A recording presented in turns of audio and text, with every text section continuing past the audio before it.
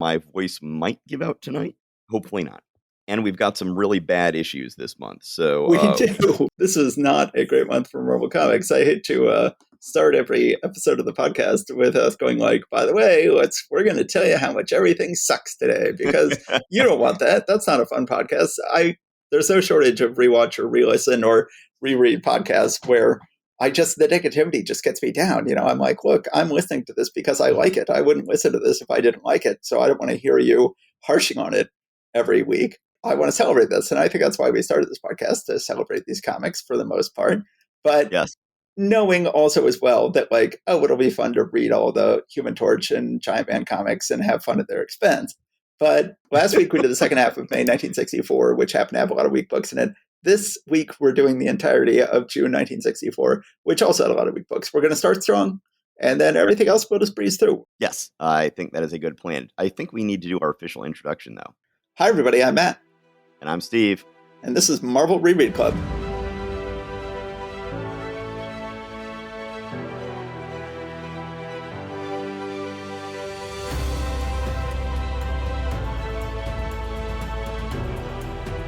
As you said, we've got maybe a couple of good issues, and then a lot of stuff that was also published. Yes. So I'm thinking that maybe you start out. That way you will get Spider-Man and Fantastic Four, and also you'll have 4 issues to talk about, and I'll have 3 because, dear listeners, I have a sore throat right now, and I have taken 3 negative COVID tests in the last 4 days and have no fever, so I'm pretty sure it's not COVID. This is Steve from 3 Days in the Future, and it turns out it was COVID. All right, let's go ahead and start with Spider-Man number 13. This is the best issue we're going to read this month. This is The Amazing Spider-Man number 13. We've done it. We've created the greatest villain of all for old Spidey, Mysterio. Who or what is he? Now, there are people who aren't as crazy about Mysterio, but I love Mysterio. I love his look. I love his gimmick. My son really enjoyed when we watched Spider-Man Far From Home, going like, oh, I want to tell Letty what Mysterio's gimmick is. You know, I want to tell her that it's all special effects, but I don't want to ruin it for her, and I don't know what to do, because I really, he was really just enjoying watching the movie and being able to, know, oh, it's all special effects. I think it's fun to have this villain whose gimmick is that he's a special effects guy, and this is all secretly special effects. We also have on the cover then, what's this? Spider-Man turning to crime? You're in for a real shock. And there's a little drawing of him robbing a safe. And then it says, ever see a comic mag superhero take his troubles to a psychiatrist? You will now. And there's a picture of a psychiatrist pointing to the couch, the psychiatrist's couch. We begin with something that has happened before. Spider-Man seemingly having gone bad, doing a life of crime, robbing a place, swinging away. We have had this happen at least twice so far. I think both the Chameleon and Electro imitated Spider-Man. Spider-Man then gets away on a little web parachute, and it looks gorgeous going over the night sky. Yes. City skylines at night, always Steve Ditko's greatest chance to shine, and he does his normal wonderful work here. The next day, everybody is talking about how Spider-Man has finally gone bad, and it's finally proved, and J. Jonah Jameson is, of course, ecstatic about this. Betty is like, but I remember Spider-Man wouldn't save my life. So then the kids, I gotta say, Liz Allen is such an interesting character. Liz Allen here totally turns on Spider-Man, just absolutely, completely. She says, when I think how we made a hero of him, what fools we were. But then Flash is shown as being someone who has the courage of his convictions. Flash says, gee, I don't know, Liz, we can't be positive. He may still be innocent. Someone says, knock it off, Flash. He's guilty and you know it. Well, then we turn out there's someone else who has turned on Spider-Man and believes Spider-Man must have committed these crimes, and that is Peter Parker.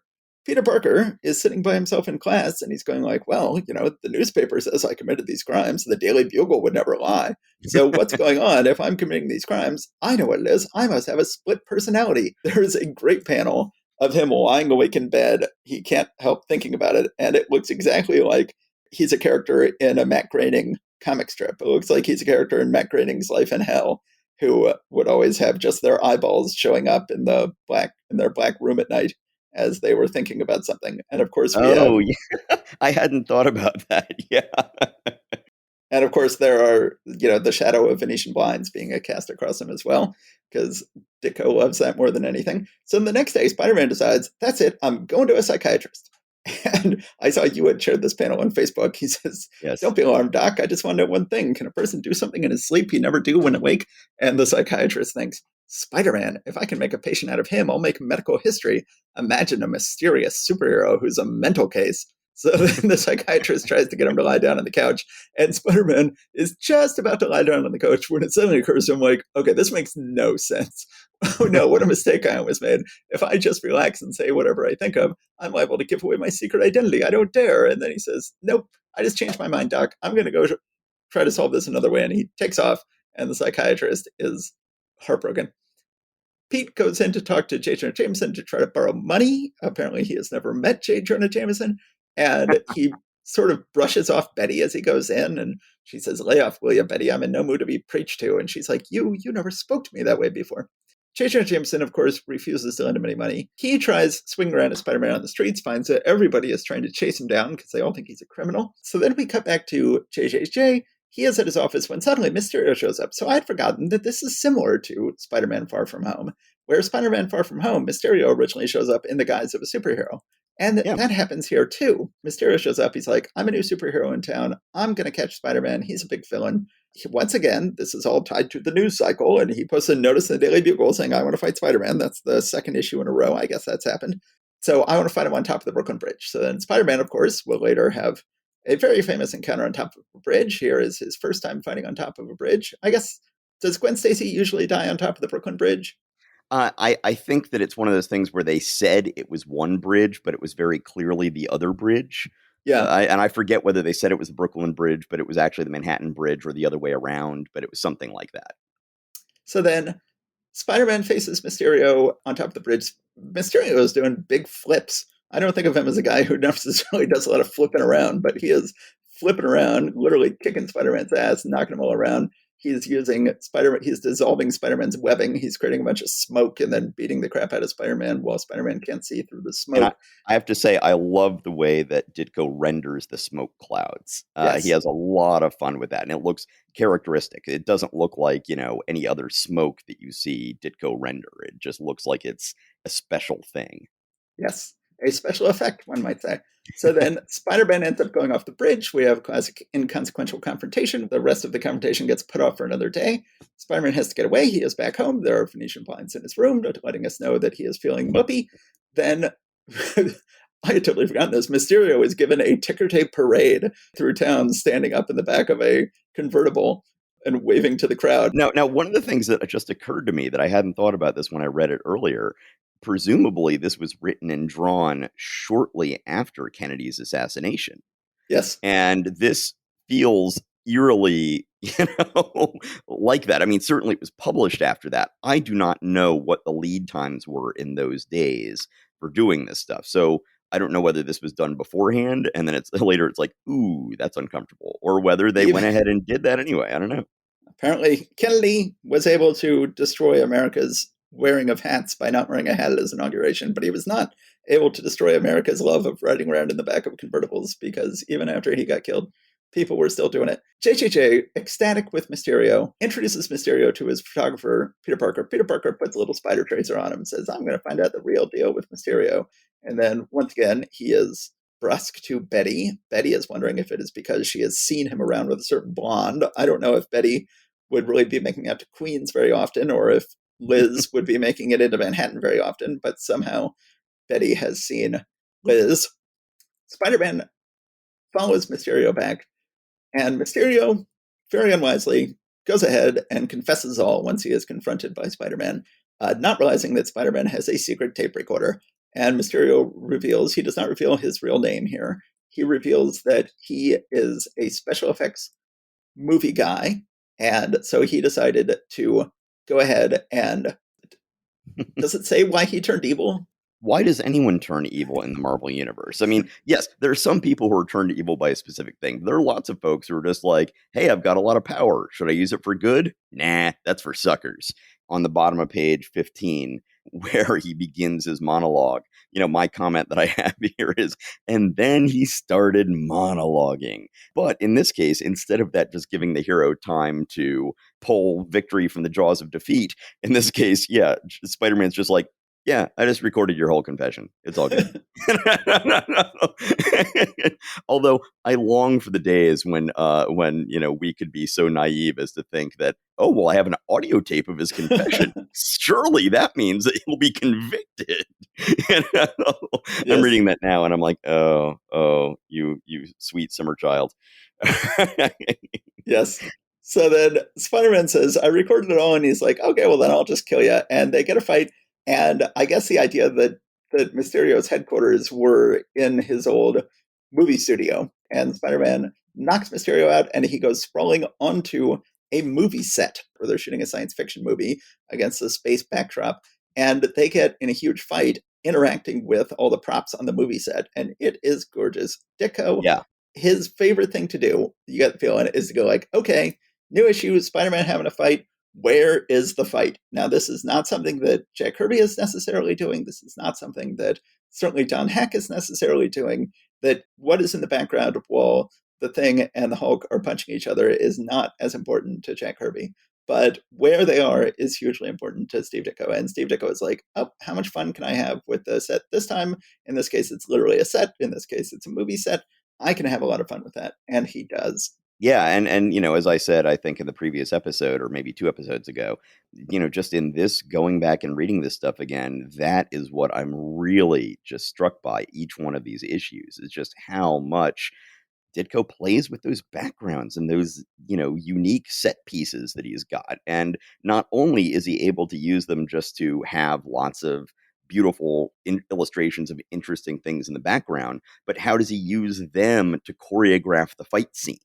And he's doing a lot of that here, with jumping up on the spaceship model and jumping down onto the planet type thing and bouncing around on all this stuff coming through the starry space backdrop. All of this isn't just, hey, I want to draw a bunch of cool stuff in the background. He uses it, and Yeah. it's fantastic. So then Spider-Man does eventually capture Mysterio. The director is furious at the cameraman for not shooting everything. He says, you nincompoop, the greatest action scene in history, and you didn't even get it on film. And the cameraman says, but they weren't members of the cast, probably didn't even belong to the union. J. Jonah Jameson is just stopping by police headquarters like he does and finds out that they've arrested Mysterio and listened to Spider-Man's tape, and they realize Mysterio was the bad guy and Spider-Man was the good guy. There's a great drawing of J. Jonah Jameson coming back to the office looking totally mopey. Charlie Brown. He's totally Charlie Brown. It looks like a Harvey Kurtzman drawing. It looks like Harvey Kurtzman drew depressed J. Jonah Jameson there. And I don't know what Ditko's relationship was to Harvey Kurtzman. I don't know if they overlapped at all or if they ever came within each other's orbit. But then he finds that Peter has gotten lots of great photos of the fight, and he is happy about that. But Peter, always happy to sell J. Jonah Jameson photos, but also happy to then show up as Spider-Man and humiliate him and web him to the ceiling again, and then flies away. I'm a big fan of this issue. It is just absolutely amazing that they have made 8 Spider-Man live-action feature films. And in those 8 movies, every villain has come from the first 14 issues of Amazing Spider-Man. These first 14 issues, ending with next issue when Green Goblin is introduced, became the intellectual property which has generated these $8 billion live-action movies, just based off this one extremely concentrated burst of creativity from Ditko and Lee. And it is absolutely amazing. And this was made into a great movie. I love Spider-Man Far From Home, and this is a great issue. I will point out that one could argue that Venom was one of the villains in the 3rd Sam Raimi movie. So that is true. He was not introduced in these. But other than that, yes, you are absolutely correct. And that was probably the worst of all the movies, was the 3rd Sam Raimi one, which is a shame because the 2nd Sam Raimi one was possibly the best and maybe one of my favorite comic book movies of all time. But yeah, that 3rd one was garbage. I had totally forgotten about the existence of Topher Grace Venom. Yes, Topher Grace Venom does show up. He is like the 3rd. He shows up at the very end of the movie as like the 3rd most important villain in the film, but he does make a brief, hideous appearance in Spider-Man 3. So that is the only villain who has been in any of these first 8 Spider-Man movies who did not appear in the first 14 issues of Amazing Spider-Man. Yeah, which is really just astounding track record, especially when you then see that in comparison to Daredevil, which we're going to be getting to next. Yes. Okay, so this one's my turn. This is a bit of a crush my soul kind of issue. Yes. In that obviously I loved the first issue. I just thought that it was just an out of nowhere smack in the face of, wow, this is different and it's really good. And then you go straight from that to this, among other things. So you got Joe Orlando. Now, Joe Orlando has respect in the industry, and I'm sure that he's done good stuff, but it's just not, none of the stuff I've seen I really like very much. The only things that I've seen of his that I really kind of like are the Sea Monkeys ad. Yes. Oh yeah, that I know he did some EC work, including the story whose censorship by the Comics Code Authority made Bill Gaines just give up and say, "I'm not going to publish comics anymore." And I've seen some excerpts from that issue, from that story, and that's good. But those are the only two things I've seen of Joe Orlando's work that really clicked with me. The most acclaimed graphic novel of all time is Watchmen, and Watchmen is a love letter to a lot of people. Watchmen is, in a lot of ways, a love letter to Steve Ditko, and I feel like that is not Yep.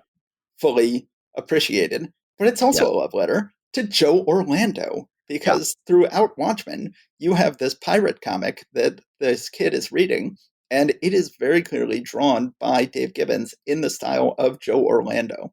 They even say at one point, I think, in Watchmen that it is illustrated by Joe Orlando. So you have the most beloved comic book of all time, devotes a lot of time to talking about how wonderful Joe Orlando is. You would never guess it from reading Daredevil #2, because the penciling does not impress, but we have the great tragedy. The great tragedy of Marvel Comics begins with this very issue, because we have the arrival of Vince Colletta.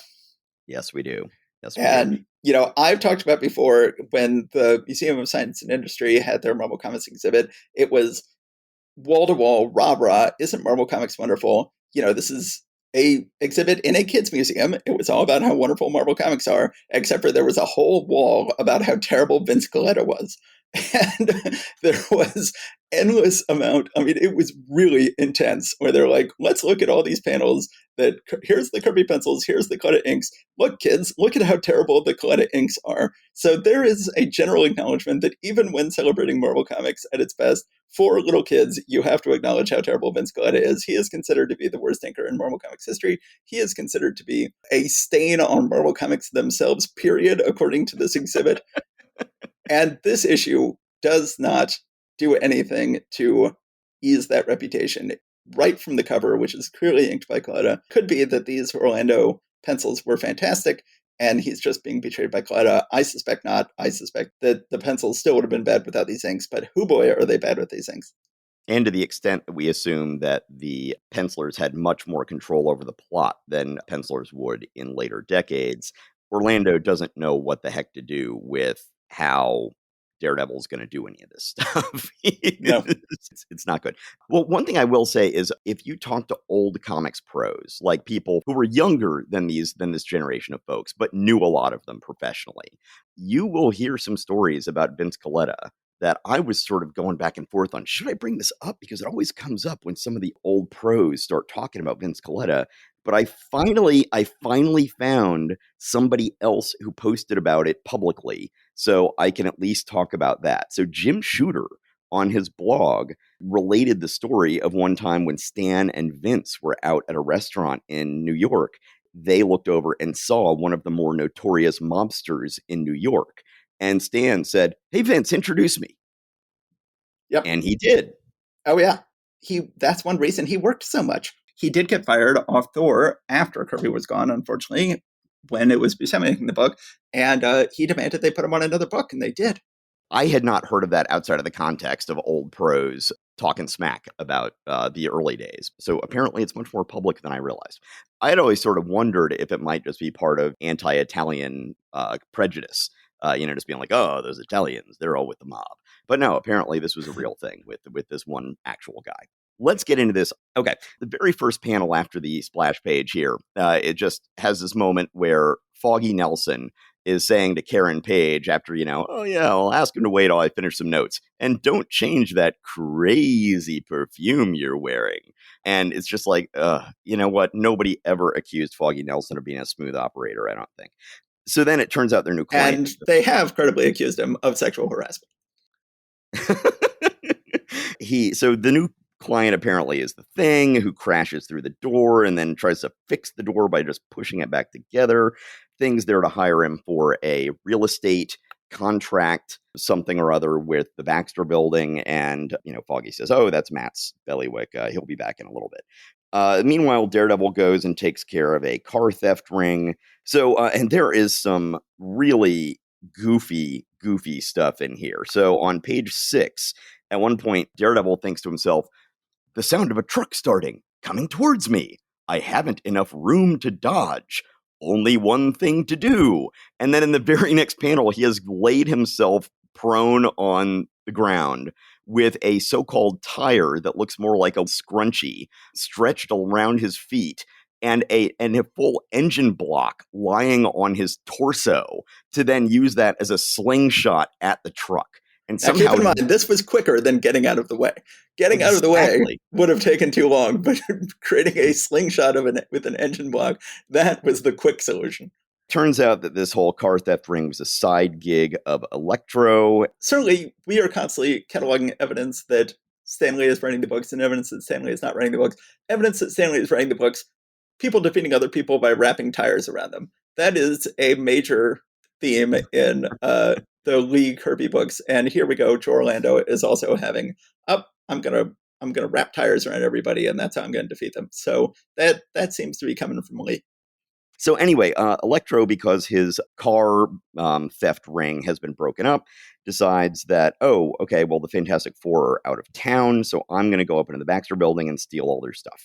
Then Daredevil shows up because, of course, Matt Murdock was just hired to go to the Baxter building and get in there. So they both happen to show up at the same time. They have a big, long fight. It's kind of dumb.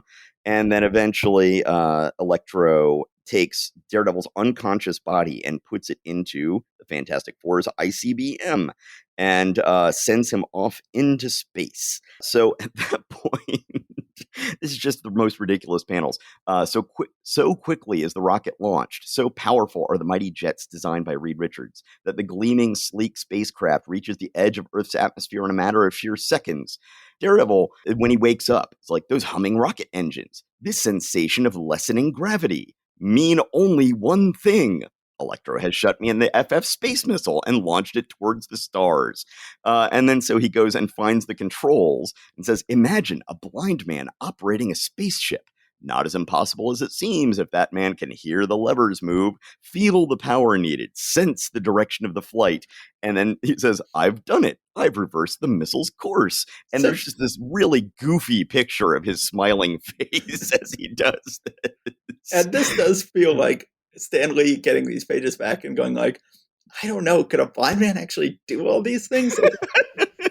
Yeah, but it's like, I know I just co-created this character with Bill Everett, and, I have some responsibility for this character, but even I, Stan Lee, am not convinced by my own character that a blind man would actually be able to do these things. So there's so much real estate wasted in this issue, explaining to us that, yes, a blind man could actually do these things. So then in the very next panel, he's like, by hearing the slight movement of the astro compass, I can gauge my direction perfectly. And by feeling the action of the radar scope, I can pinpoint my landing. And it's like, okay, all right, we get it. It says, I'll bring the ship down in the middle of Central Park in New York, finding an open spot where I can hear no human heartbeats. And it's like, this just constant obsession in this whole issue with, yes, he is blind, but here is how he is able to do everything that just a seeing hero, you would just not need all this real estate to explain these things. And it is unbearable. And then he goes and he steals a horse from a hansom cab. And then takes the horse galloping through traffic and leaping over cars, which I'm sure a hansom cab horse is trained to do. This is really weird because he takes the horse and he goes to the Baxter building and you can see him outside the Baxter building. So Electro is in the Baxter building. I am Daredevil. I am dressed up as Daredevil. I want to go stop him. I will take this horse to the Baxter building. I will jump onto a flagpole, of course. And then this is the most bizarre thing in the world. He changes back to Matt. And he's on the street as Matt Murdock, and Karen sees him and tries to wave hello, and she can tell he's ignoring her. And then he changes back to Daredevil, hops onto a sightseeing helicopter, rides the sightseeing helicopter over to the Baxter building, and then jumps off the Baxter building through a skylight. They've never had skylights before, in to fight Electro. This is so strange. Why does he show up at the Baxter building in his Daredevil costume and then change back into Matt Murdock? Eventually, the fight goes into Times Square. There's a whole thing in a movie theater. Yeah, so then finally the Thing comes back into the office at the end of the issue, and he's like, hey, have you looked at that contract yet? And Matt's like, oh, no, I haven't. And the Fantastic Four is like, oh, you incompetent lawyer, we'll go take our business elsewhere.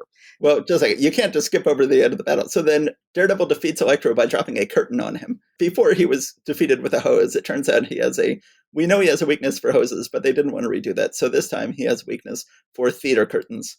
And but then they follow that up with a hose.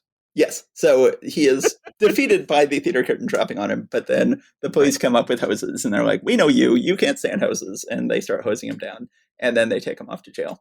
Well, I've got to say, I had pretty much given up on the issue by that point. So that particular detail didn't jump out at me, since everything else was not very good. So anyway, we're done with this. This is such a crushing disappointment after that promising first issue. And it doesn't get any better for the next 2 or 3 months, at least until Wally Wood shows up, at which point we get a rocky record from that point on. We know that Bill Everett was hired to do the first issue of Daredevil. We know that it arrived 9 months late. So presumably he was fired. But oh boy, if you just were going to publish Daredevil every 9 months by Bill Everett, that would have been a fine publishing schedule as far as I'm concerned, because they have not landed on their feet here. Joe Orlando, fine penciler, and Joe Orlando. Another thing I really liked that Joe Orlando did was he did a Phantom miniseries written by Peter David in the 80s that I really liked. So I can like Joe Orlando.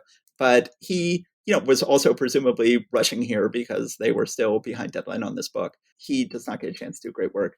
Coletta is unfortunately going to become a big part of the Marvel Universe from this point on. He does not do great work. And Stanley does not do great work either. Nobody is doing great work in this issue. It is a weak issue and does not bode well for the continued Daredevil comic.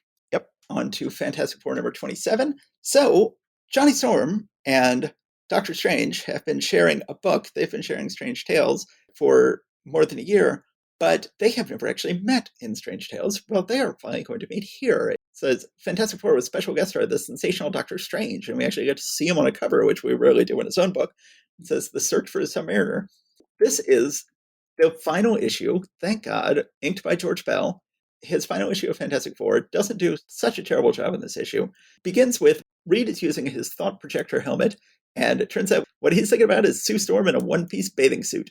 And he is projecting his thoughts of his girlfriend wearing a one-piece bathing suit and odd little slippers out of his head. And she is not happy about this. She's like, don't project your dirty thoughts of me. The Thing puts on the thought helmet, and he sees Dr. Doom throwing a sci-fi grenade at him, and he's freaked out by that. Sue, to her credit, always in some ways the wisest member of the Fantastic Four, is like, I don't want anyone to know what I'm thinking about. I'm not going to wear your helmet.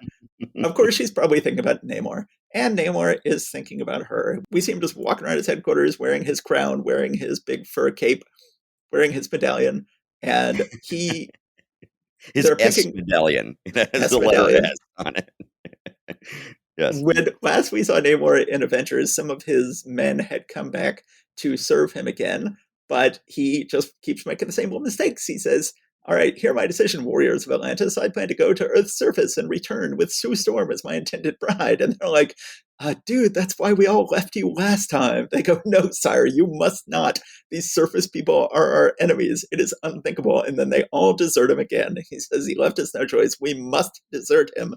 We cannot be loyal to a monarch who would betray his royal heritage. He's like, oh man, it happened again. Okay, well, might as well go get Sue now. So he goes over to the Baxter building. He starts beating up Thing while the Thing is doing one of his big workout equipment things. He knocks out Johnny with some gas. He tells Sue, I'm going to take you. Do you love me? Do you want to run off with me? She says no. And he's like, okay, I'll give you 24 hours to give me your answer. She already gave you your answer, dude. If you still say no after 24 hours, then I'll finally be done with you. So he knocks her out with gas and leaves and takes her away. Oh, right. I forgot to mention before, Sue goes off and says, I'm not going to let you read my thoughts. Ben says to him, the trouble with you, Reed, is you just don't understand females. That chick is nuts about you, and she ain't going to wait forever for you to pop the question. And then Reed says, she won't have to, Benjamin. I'm planning a little surprise for her. In fact, I plan to go out and shop for a ring later today. So, Reed, this is a big step, big turning Yeah. point in Fantastic Four history. Reed now intends to propose to Sue. But he then comes back. He did indeed buy a diamond ring, but he finds out Sue has been kidnapped, and he freaks out, and he says, screw you guys, I'm going to go find her by myself, and I don't want you guys to have any part of it because I'm going to go kick some ass in a way that I don't want anyone else to see. So then Reed is using his super science equipment to find where Submariner is. It's only a matter of time until he finds him. So then Ben and Johnny are like, well, we need to find our own way to find the Submariner, and we can't use science because Reed's got all the science reserved for himself, so we're going to use magic. And even though Johnny has never met Doctor Strange, even though they've been sharing a book for a long time, he goes ahead and flies around in the sky and writes, Doctor Strange, urgent, contact Human Torch. We then get Kirby trying to draw Doctor Strange and not doing a great job of it. You know, you complain more than I do about how Kirby draws Spider-Man. He certainly is a little off model in his Spider-Man. He's even more off model in Doctor Strange, I'd say.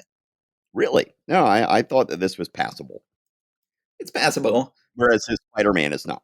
I find his Spider-Man passable and his Doctor Strange somewhat less than passable. You know, we see Doctor Strange, he's got huge shoulders, which is not right. He's looking into a crystal ball, which is not exactly right. His Sanctum Sanctorum looks almost more like Doctor Doom's castle than it does like he's sitting in a huge throne. Of course, it can't be a Kirby comic without the character having a big throne, which right. Doctor Strange does not have in his own comic.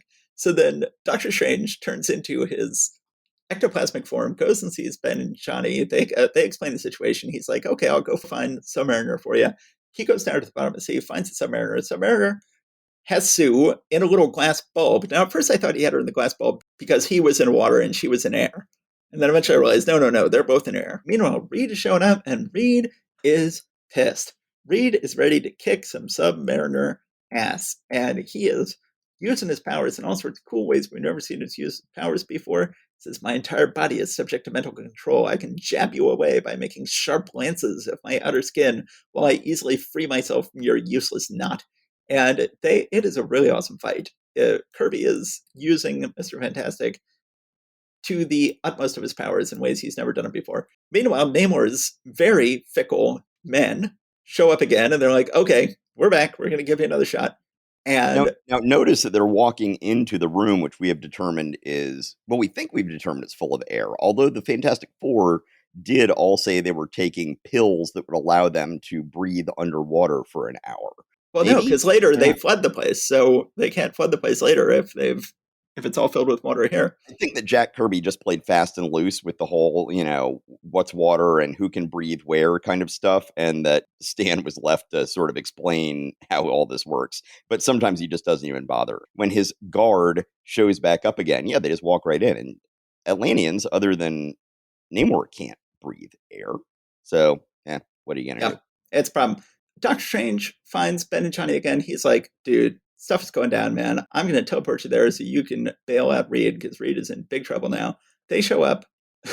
All of Namor's men are shooting guns at Reed as he's bouncing around like a bouncy rubber ball trying to avoid them. Bouncing lad or bouncing boy. Who is that one in the Legion of Superheroes? Yes. So then Johnny, meanwhile, flies off, frees Sue. Sue is, to be fair, about to break out of her prison using her invisible force field, but she has not quite done it yet. Johnny goes and frees her. They then decide to flood the place, which was the first time I was sure that the place was not already flooded.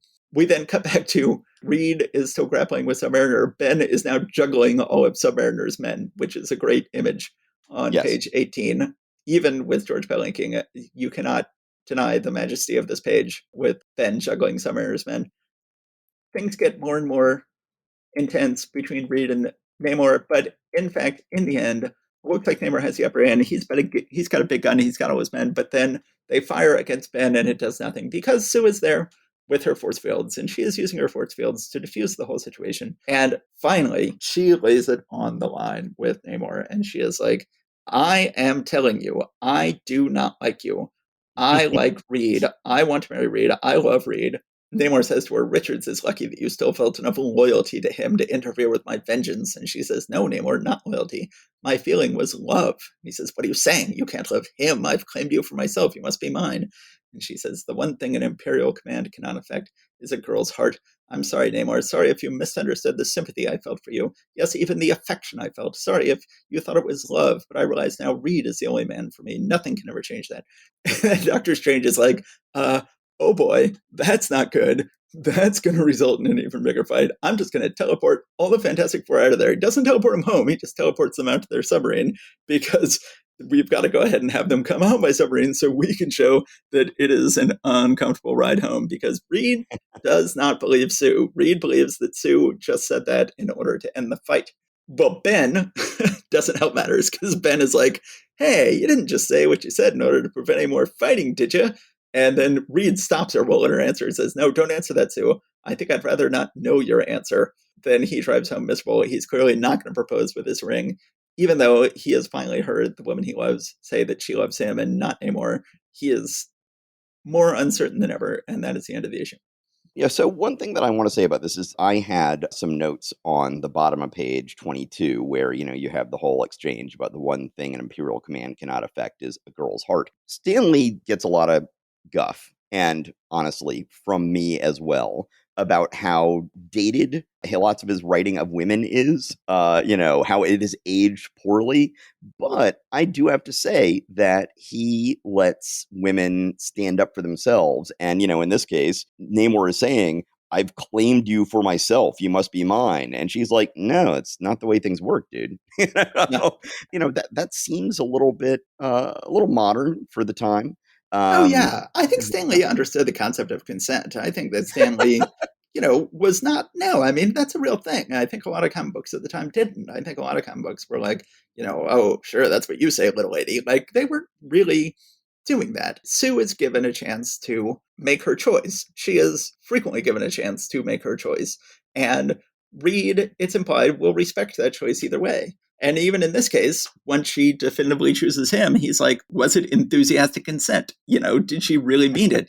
She was in a situation where she really couldn't have said anything else. So I can't really take this as a full-throated yes, because she was in a situation where she did not have full consent to say whatever she wanted to say. And so I'd better lay off. I'd better back off. And I think that's really cool. Lee is going to get some guff from me today for how he writes Jan and the Avengers and a number of things this month. But I just want to give credit where credit is due, that this does feel like a little bit more modern, in terms of how he's portraying women. So I just want to give praise where praise is appropriate. There is no Avengers tonight, correct?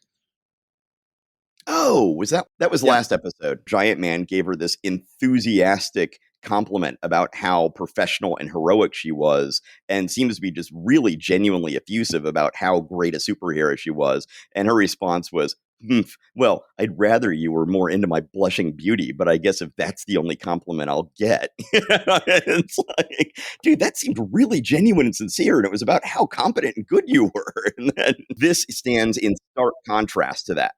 I say in my most recent book about how heroes should be stubborn, and she's still getting a chance to be stubborn. The Wasp is there.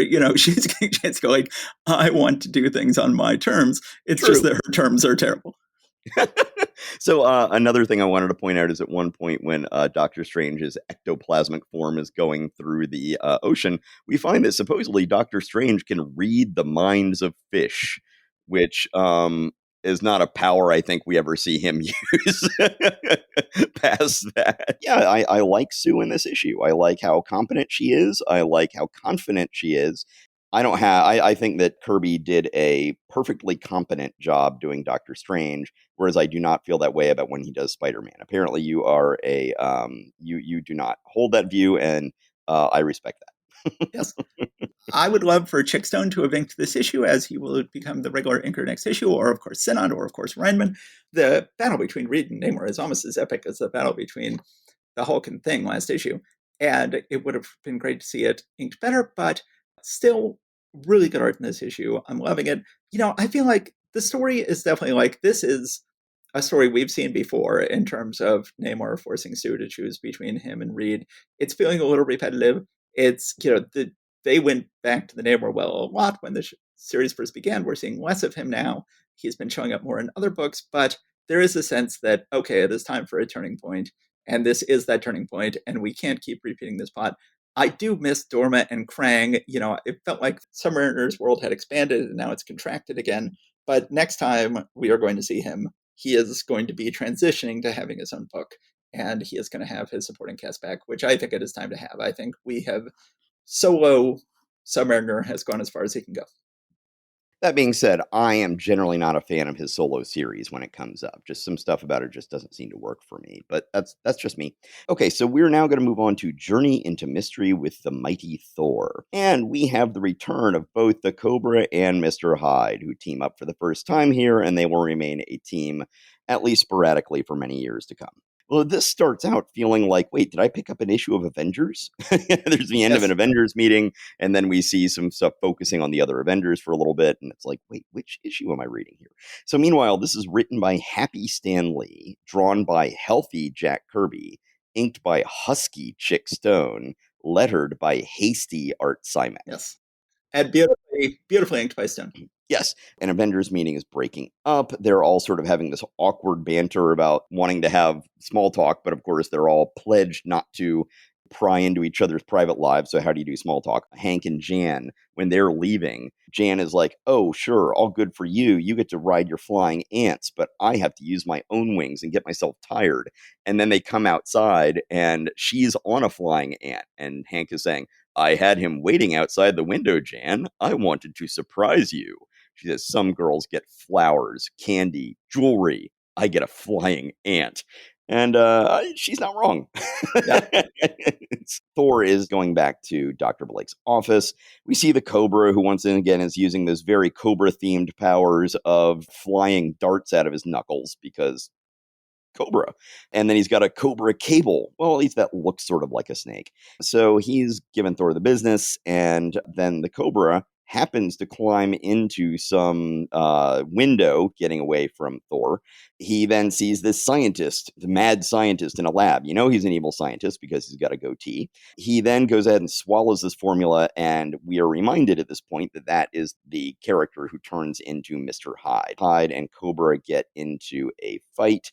And then they This is another example, Mike, in the Incredible Hulk movie they would eventually make, where Zabo, when he is a mad scientist, has a mustache and beard, and then he becomes Mr. Hyde, and he does not. So the implication is that when his face thickened, it thickened to the extent that it swallowed up the mustache and beard to a certain extent, or something like that. What was this about Hulk? What? In the movie The Incredible Hulk with Ed Norton, Norton has sort of a scraggly beard and mustache. And then he becomes the Hulk and he does not. Yes. Gamma radiation will go ahead and fry all your hair off immediately. So that's you just weren't using your head. Cobra and Hyde, just like heroes in the Marvel Universe, have a fight for 2 or 3 pages and then realize that they are allies and should team up. So they both realize, hey, we both hate Thor. Well, let's hate Thor together. Thor goes back to his office, but then Jane wants to make him jealous to try to get him to make a move. So she tells him that she's going on a date tonight, so she needs off early from work. So this is not the last time we're going to see this week a woman driving a man away from her by contriving dates to go on just to make him jealous. And in both cases, the man is then convinced that, oh, that means you don't love me. And then she thinks, if he says, I was right, he really doesn't care. If I meant anything to him, he'd be angry, jealous, but he's not. My love means nothing to him. So we talked about how Lee, somewhat progressive in other things, but certainly when it comes to girls liking guys to be angry, that's not cool. And that comes up a lot. Like, oh, I wish he was angrier with me. I wish he was more jealous of me. And then girls contriving fake relationships in order to get the guys to be jealous of them. This is not healthy. This is not a healthy way to portray relationships. And it happens twice this month, which again implies that Lee is really writing the books because, or I don't know, you could read that either way. You could go like, well, surely this is the same person writing the books if this happens twice in different books this month, penciled by different people. Or you could go like, well, clearly it's not being written by the same person because he wouldn't do it twice in 1 month.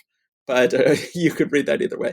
They were doing a lot of work. But nothing is a worse example that we've seen so far as when Dory Evans was like, oh, well, if I knew what a temper you had, I wouldn't have done that trick of pretending to date another guy.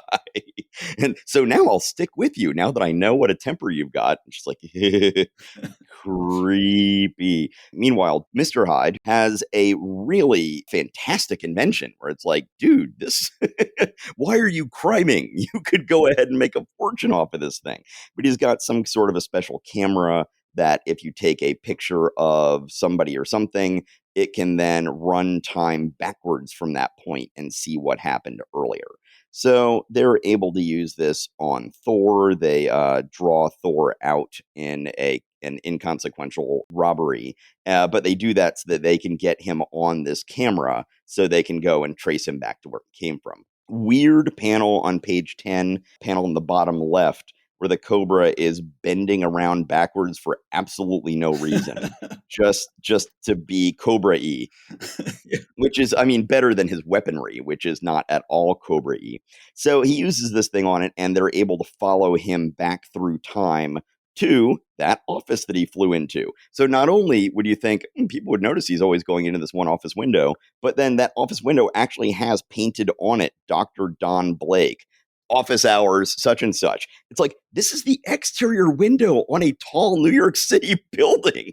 Why do you have the office hours stenciled on this thing? They then figure out, oh, this Dr. Blake must have some connection to Thor, so let's go get him. So they go and get him. Meanwhile, Jane is off doing her other date, and then she realizes her heart isn't in it. She says, would you mind taking me back, Paul? I'm sorry, but I seem to have developed a splitting headache. And she thinks perhaps I'm a fool, but I'd rather work in the office with Dr. Blake than go on the most romantic nightclub with anyone else. So she goes back to the office after, to apologize to Blake, but then Hyde and Cobra are there. They grab her. Blake promises to summon Thor if they'll let her go. And then he says, oh yeah, he's going to come in that window in just a moment. Hyde is holding on to his walking stick. Somehow he's able to still change into Thor, even though he's not the one that tapped the stick, and it's really a little bit weird. I mean, they make sure to show they're in the same panel. But anyway, so he's just able to say, "Hey, I came in through the window and you didn't notice." They're like, "Wait, what? We were watching so closely." Thor dispatches with the two villains. Mr. Hyde has some other high tech something or other. Oh, it's some kind of magnet that's supposed to draw Mjolnir towards him, I think, right? Yeah. No, it's an ultrawave transmitter. Sorry, which I concealed beneath my cloak. Yeah, and it will attract metal in the hammer. So basically, it's magnets. They end up in an industrial trade show where they're showing off heavy machinery. So, okay, this is almost sort of Steve Ditko-ish, although they do not use that for choreographing the fight nearly as much as Ditko would do. Cobra figures out that he can use one of the machines to pick up the hammer because that's not a person. Then we just leave it on a cliffhanger where Thor is still fighting these two, and his hammer has just been taken away, and he only has seconds left before he turns back into Dr. Blake. Not great. Hyde and Cobra are both pretty lame villains. They're not much better together. More of the same recycled, rehashed soap opera stuff of, oh, I'll make him jealous, and, then it doesn't work out the way they planned. There's not much here. There was a good Comic Should Be Good article about this issue and about the whole history of, can robots lift Thor's hammer? And, of course, in Avengers Age of Ultron, Vision lifts Thor's hammer. And then later they're like, wait, was that because he was a robot or because he was worthy? And then, Iron Man has a line like, if you put the hammer down in an elevator and hit up on the elevator, the hammer will go up. It's not because the elevator's worthy. So then he is saying that, no, the Vision is worthy. And they're like going, no, he was able to do it because he's worthy. Well, in this case, clearly, this industrial machinery that the Cobra is operating isn't worthy, but it is able to lift the hammer. So that is implying Brian Cronin was trying to figure out, could Ultron lift the hammer? And ultimately, Brian Cronin concluded Ultron could lift the hammer, but it's not clear. This issue, we've had last issue, Thor was fighting Surtur. He was fighting a frost giant. He was fighting, the real big Asgardian menaces he should be fighting. And it's so disappointing now to have him fighting Cobra and Mr. Hyde, which are just such lame Earthbound villains. And Thor it just never works. Thor should be fighting Asgardians. Yeah, I mean, these are like Iron Man level villains, maybe Giant Man level villains. Maybe they're a little above Giant Man. Giant Man has really low standards, but let's not go crazy here, Steve. Okay, so meanwhile, we'll move on to Tales of Asgard, and I have to say this is probably one of my least exciting Tales of Asgard stories that we've gotten to yet. It doesn't seem to have really the same kind of grandeur that we've been getting out of them so far. But no, it doesn't. And it doesn't have a beginning, middle, and end. It just has a beginning and then just ends 5 pages. They've never really had to deal with this issue before of like 5 pages isn't enough to tell a story. But in this case, it certainly is not. Right. So it starts out with King of the Storm Giants, King Brimmer, scheming with Nedra. What is her deal? I forget. Anyway, but they're both scheming about taking down Asgard. I will point out that on the second page of Tales of Asgard here, the first panel, this has a lot of the hallmarks of a lot of Coletta's worst habits, even though Yeah. this isn't Coletta. The whole thing about the big, top knot ponytail that this Storm Giant King has is the line is way too thick on one side. Just something Coletta will do. It'll just have a super thick line somewhere and then these little scratchy lines everywhere else. And it goes ahead and creates some really awkward tangents, right where his hair meets his thumb meets her muff. It sort of really flattens the panel and it almost looks like he's holding a snowball in his hand, but actually that is the white fur on her sleeve. There is a lot any good inker could have done to that panel to make it work better. Well, you should say who the anchor is. The anchor is Yeah. George Bell, my least favorite. I've come to dislike George Bell just as much as I dislike Coletta. So you're preaching to the choir here. Essentially, these two come up with a plan that they're going to have this little fairy, I guess. What would you call this thing? A little elf or fairy or something like that can turn into that is essentially one of the little creatures that among other things can go unnoticed everywhere. So they're like, okay, yeah, you go in and you infiltrate Asgard because Heimdall won't be able to see you. And Heimdall doesn't see him. He makes it into Asgard, but Heimdall's just like, something's not right. I don't know what it is, but there's something going on. And then they eventually capture this little fairy that has been sent in, and Heimdall comes to prostrate himself before Odin to ask for forgiveness for failing. And Odin's like, dude, you didn't fail. You knew something was up. And the end. So it's my least favorite Tales of Asgard yet. Nedra and Brimar get off scot-free. Nobody ever figures out that they were the ones who sent the Vanna, it's called, sent the little fairy. And they never act under any sort of plan. They never get caught. The whole issue becomes, should Heimdall get in trouble for letting the little fairy slip through? And the answer is no. That's it. And when I say it's my least favorite Tales of Asgard so far, I have enjoyed all the Tales of Asgards so far.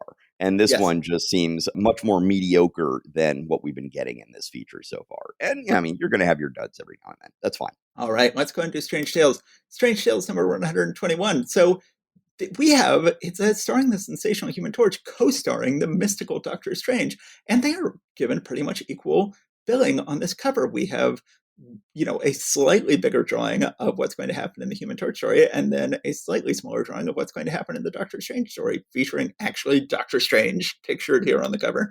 We see Human Torch battling Plant Man and Doctor Strange battling Baron Mordo. Which of those comics would you rather read? Let's find out. So we get to a typical, terrible Human Torch story, Prisoner of the Plant Man, written in the sensational style of Stan Lee, drawn in the marvelous manner of Dick Ayers. A quick review of what happened in the previous Plant Man issue. We then see that Plant Man, who, as you recall, got away last time, has made himself an even better plant ray to make plants come alive even better than he did before. We cut to Johnny Storm sleeping in his house when a tree tiptoes in through his open door, carrying a bucket of water, and then the tree carrying the bucket of water throws the bucket of water at him, and then Plant Man jumps in the window and it's like, ha, I've thrown a bucket of water at you, now you can't become Human Torch, and now I want to commit crimes, so I will lock you in. Let me point out something about the whole sequence with the tree coming in is even sillier, because a tree comes in through the window and then it unlatches the door to let the other tree come in with the bucket of water.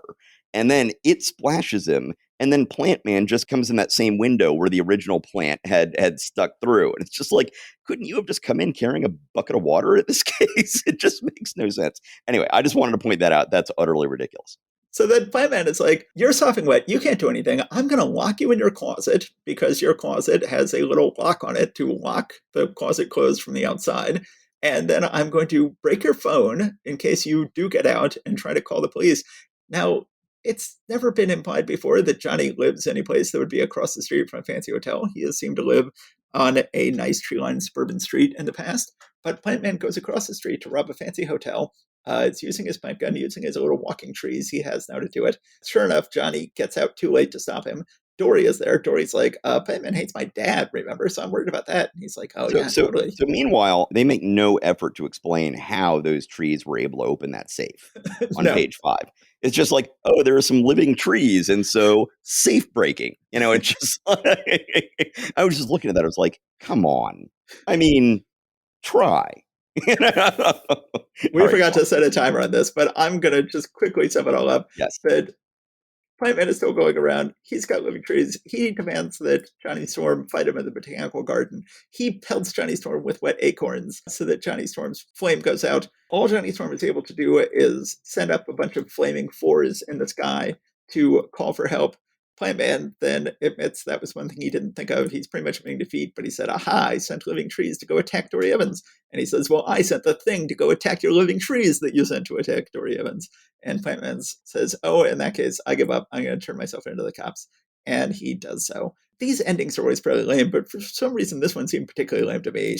Doris says, Johnny, and he says, hi, Doris, didn't think I'd forget our date, did you? And she says, of course not, I'm so proud of you. And Johnny, what's in that package you've brought me? He says, just some candy, Dory, why? And she says, for a second, I thought it might be a plant.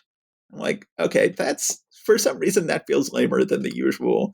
Like, oh, I hope you didn't give me an aquarium. I just fought the eel. But this feels even lamer than that somehow. A flower, maybe. Right? Yes, if it was a flower, yes, that would totally make sense. If he'd brought her, Right. if he'd brought her flowers, and she's like, I don't want to see anything more of plants, that would have been a perfectly fine ending, Stanley. Right. So I will point out that the last panel on page 6 is one of the worst pictures of the Thing that we have seen so far. It really And is. Ayers just seem to make no effort in terms of trying to determine what the Thing's face looked like. If anything, he looks kind of like the Thing in the early 2000s movies in the rubber suit. Yes, Michael Chiklis. Yes. But even in the rest of the issue, he isn't so bad. It's just that one particular drawing where his stones are square, so he looks like a tiled roof, and his face is like way too human. That's just covered in orange rocks, and it's very creepy and weird and uncool. Terrible drawing of the Thing, Dick Ayers. Worse than your usual drawings of the Thing. And then I will point out, you mentioned this a moment ago, but I'll just reiterate that the Plant Man smothers Johnny Flame with smothers Johnny Blaze, dude, smothers Johnny Storm with his moist nuts. So I don't know, am I allowed to say that on a family-friendly podcast here? I don't see any problem with it, unless, oh my God, what were you thinking? Where was your mind? Too many of them covered with dew, so moist, putting out my flame. Yes. On to a much better story here. A much better story, Doctor Strange, Witchcraft in the Wax Museum. Better than the Human Torch story, but not one of the all-time great Doctor Strange stories. True. I'll just quickly sum up. Doctor Strange sitting around at home looking at his globe to try to figure out if there's any threats. He gets a call on the phone. This is not the first time he has been summoned into a trap by a phone call. He says, gotta call on the phone, gotta go. Since his ectoplasmic self finds out that it's just a machine that has called him, realizes it was all a trap. Sure enough, comes home, his body is gone. Mordo gloats, says, I'm still in your body, you're never gonna get it back. He is flying around the world in his ectoplasmic self, trying to find his body. He gets in a pretty cool fight in the air with 3 other ectoplasmic goons that Mordo has sent after him. He then is flying through cool Dicko dimensions. But are they hired goons? I think they're hired goons. I think one can safely say these goons have been hired. Doctor Strange finds where Mordo had put his body, but now his body is left, but he's able to do something sort of similar to the Mr. Hyde device, where he's able to shine his light on it and see what's happened previously in that spot. Finds that his body has been set up in a wax museum. He can't get to his body, even though he's found it. Mordo is there. Mordo is gloating. This is one of the weaker aspects of this issue is Mordo seems utterly baffled that Strange would then seize control of one of the other wax statues and attack him using it. Like, that seems like the sort of thing Strange would be able to do. That sort of seems like something you left yourself wide open for, Baron Mordo, but Mordo is absolutely baffled. He says, what? Who? No, it is impossible. There cannot be another on Earth whose magic is powerful enough to bring life to a waxen figure. Like, well, no, it's Doctor Strange, the very guy you were just talking to. Like, don't you think it was probably him who's doing this? He is forced to go ahead and have the ectoplasmic fight he didn't want to have. He thinks that he destroys Doctor Strange, but he had just destroyed an image of Doctor Strange. Doctor Strange, at this point, has won the day. He has his body and his ectoplasmic self. He has separated Mordo from his own body. And instead of saying, I will now kill you, which would probably be for the best because Mordo has been seen as being rather incorrigible, he said, I'm just going to keep you separated from your body for 23 hours because I know that that sucks for you. And I know that you would really, that you're worried it's going to be 24 hours, which would defeat you utterly. But I'm not going to do that. Just 23 hours, then I'm going to let you go. And then he goes home. So that is the end of this issue of Doctor Strange. Finding Mordo is always, sort of the most autopilot that Doctor Strange gets, but we still have interesting twists and turns. We have beautiful art of Doctor Strange fighting the ectoplasmic goons and some other fine Ditko multidimensional work. And it is cool when Strange takes over the wax figure statue and attacks Mordo. It's nicely drawn by Ditko, of course. So, some observations for me. One, you just earlier in this very episode were complaining that Kirby had Doctor Strange sitting on a throne, and we've never seen that throne before. We see it in this issue, right Yeah, here. yeah. It looks less throne-like than when Kirby drew it. Well, I mean, Kirby's gonna throne, but what I'm saying is, seeing this and seeing that thing, it's just like that's Kirby's interpretation of this. I will give Kirby a pass on that one. Okay. So you don't have to, but I will. Then, just as we've been talking about how much Ditko likes giving himself these set pieces and then working with them in the fight scenes, he goes and sets this whole thing up in a wax museum and then just doesn't really take much advantage of it. Right? I Yeah, mean, I agree. you just see that one figure who comes to life. You may glance at a couple of others. Yes, you see a few in the background on the top of page 6. And then other than that, you only see that one character who comes to life and you don't really see any of the other figures. Although I do really like the artistic rendition on page 8 of Doctor Strange getting blasted by Mordo's power into a corner. And Yeah. so there are 2 of those where he's getting hit and then he's, weakening.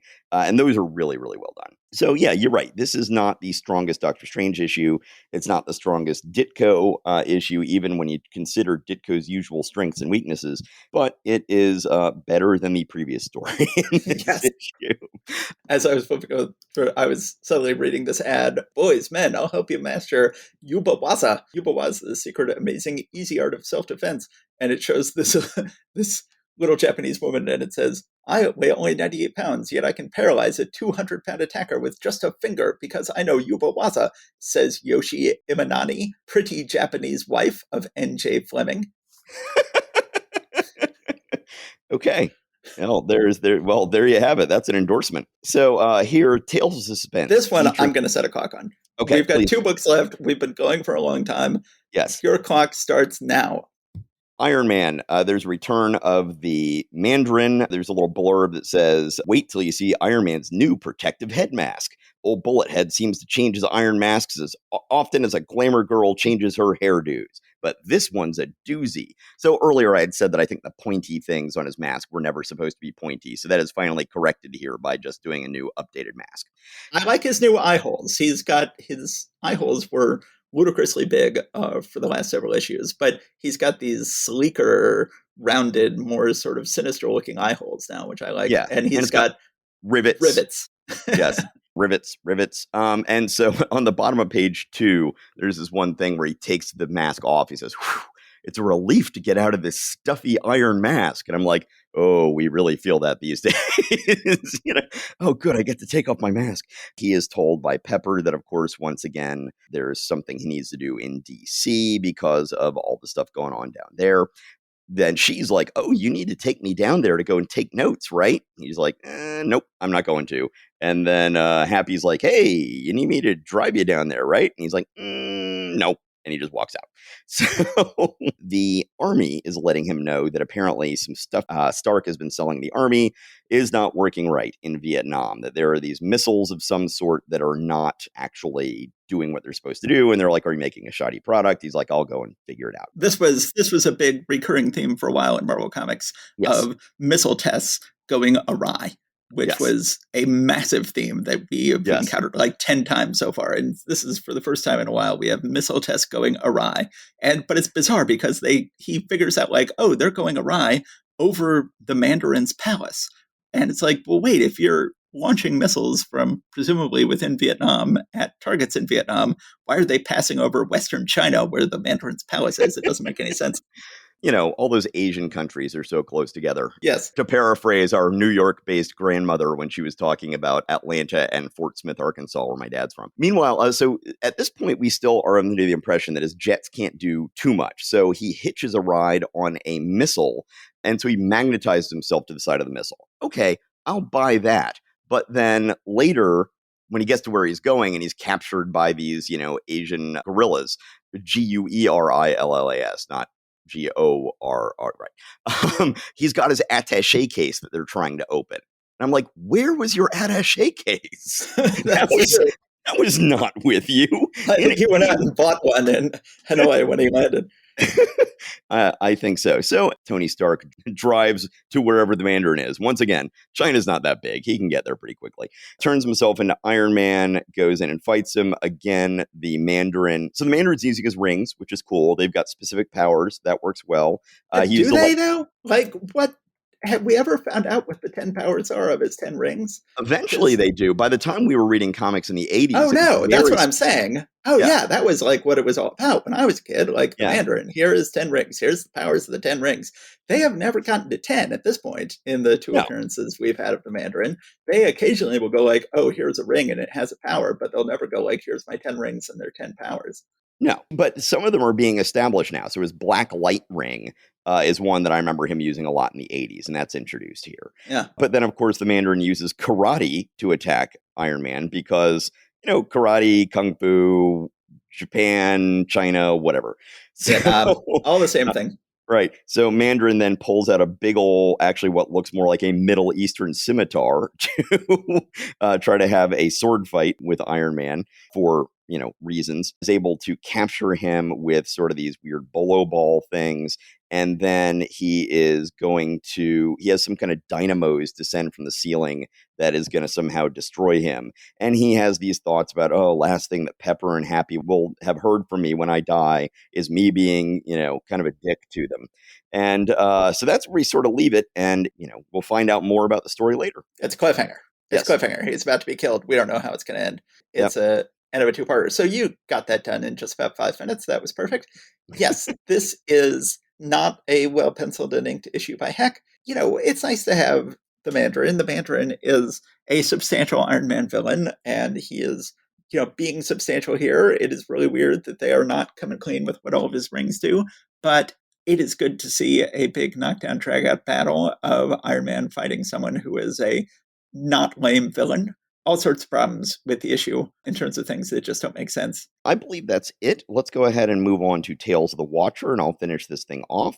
Essentially, this story is exploring some of the stuff that was set up about the Watcher's background in the previous issue.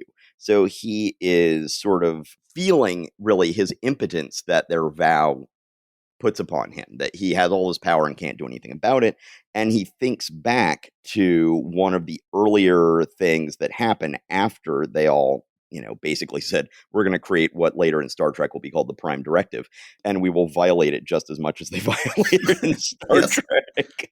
But he is remembering one of the earlier times with this where there is a civilization. They eject their radioactive waste out into space. He then sees that it's about to hit another civilized planet and destroy that whole civilization. And he's like, I must do something. This is a stupid vow. I shouldn't keep this. This is more important. And then it turns out that there was some other planet that had gotten knocked off course that was about to collide with the planet with the civilization on it.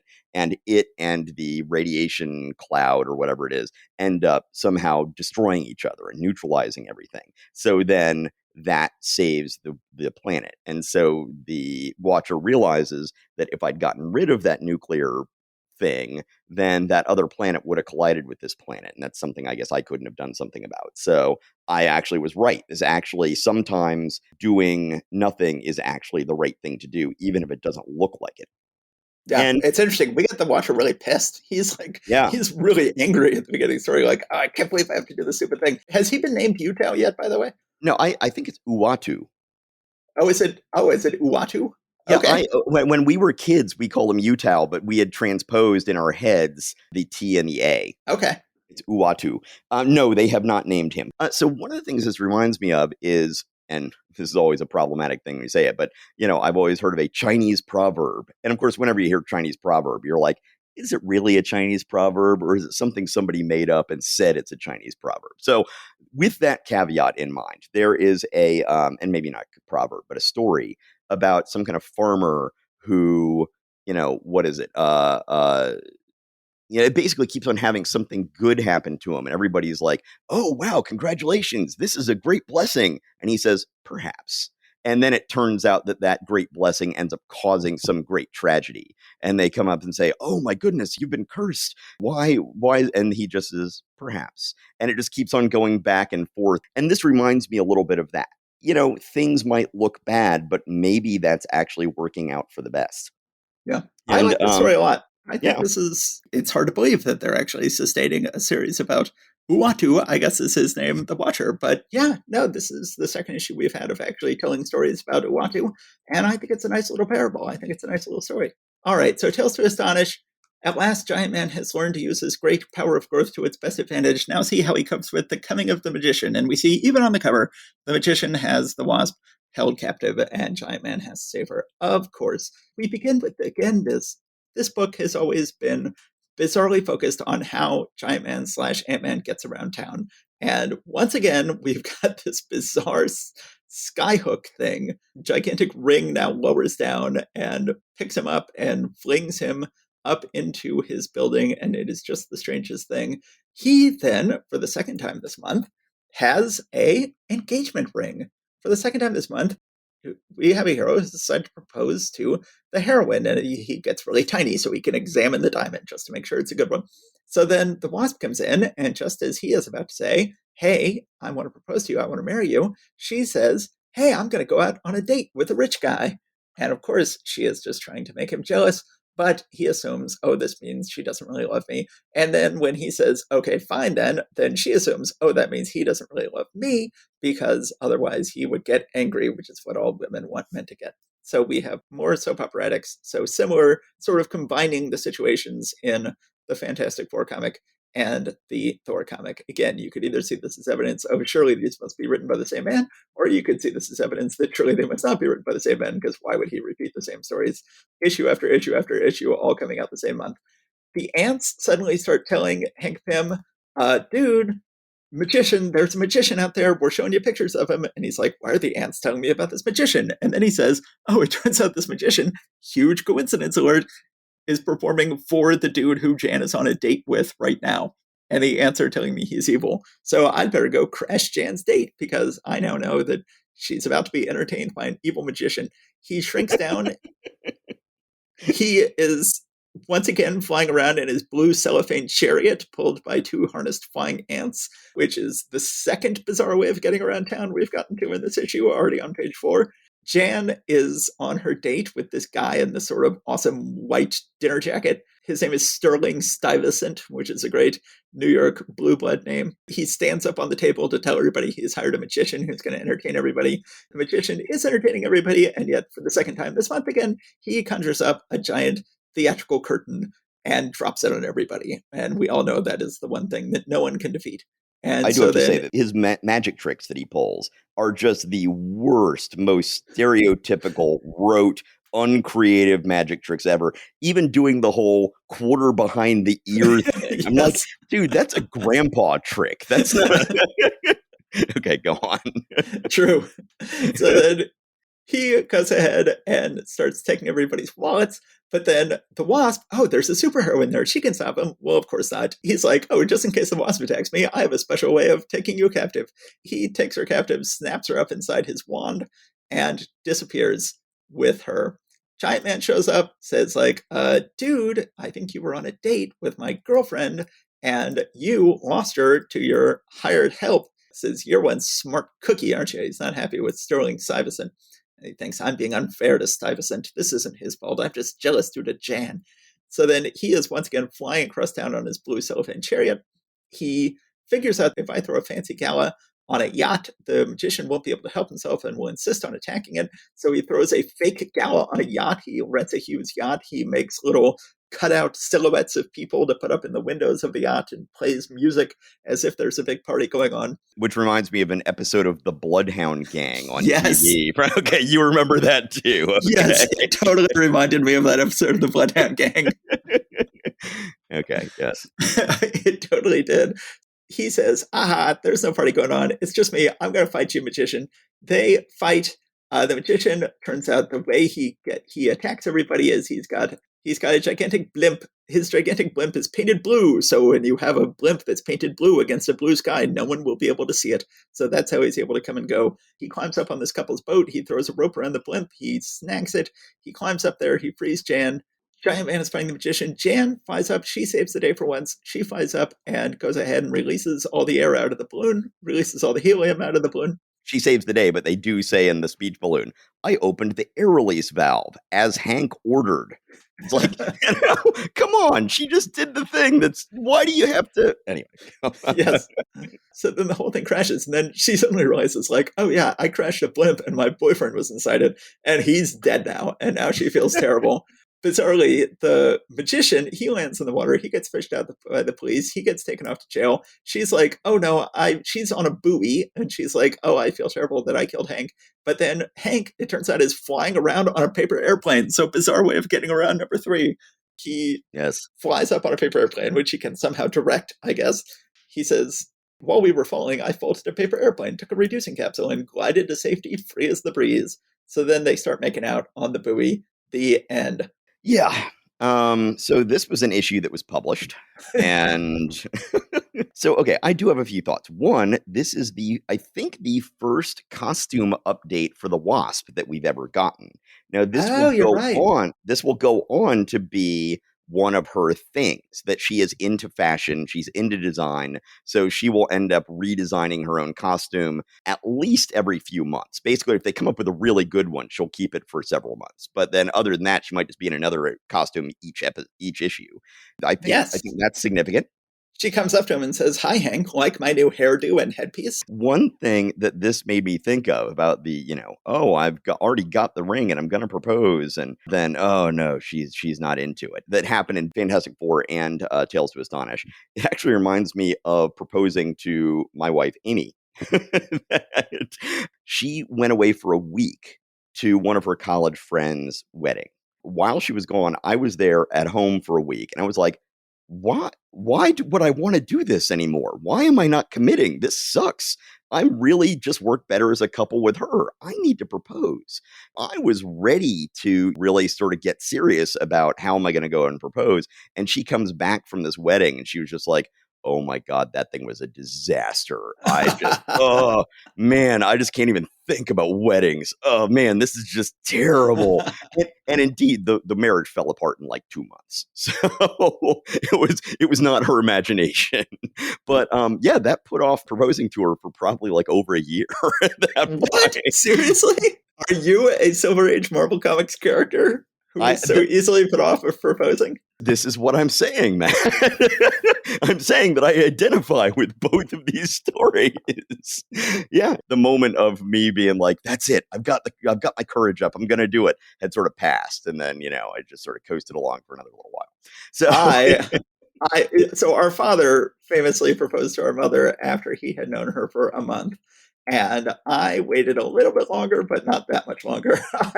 I started dating my wife in February of the year 2001 and then proposed in December of the year 2001. So I did not wait long, but nothing could have held me back. Yes. Well, you are a wiser man than me when it comes to love, but I did get wise eventually. Yes, wise up, Steve. Better late than never. Yeah. All right. So we never did cover the Wasp Tells a Tale, and we won't cover the Wasp Tells a Tale. Suffice it to say, Jan tells Hank a science fiction tale, and then sort of teases him for a while about not telling him the ending, and then does. And he says, "Brother, I'll take battling a supervillain anytime to matching wits with a gorgeous female." The end.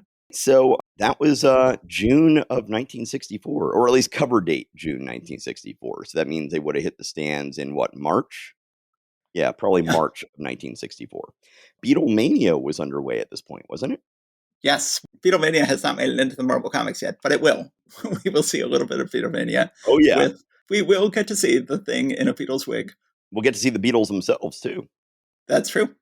But that is a tale for another day. This month, not the strongest month of Marvel Comics. Mysterio is great. That was by far the highlight of the month. It was nice to see a big knockdown drag-out fight between Reed and Namor. But, a serviceable, passable month of Marvel Comics. It may be more than 2 weeks before we have our next episode. We'll see. We're traveling a lot. It's August. We're men about town, gallivanting about.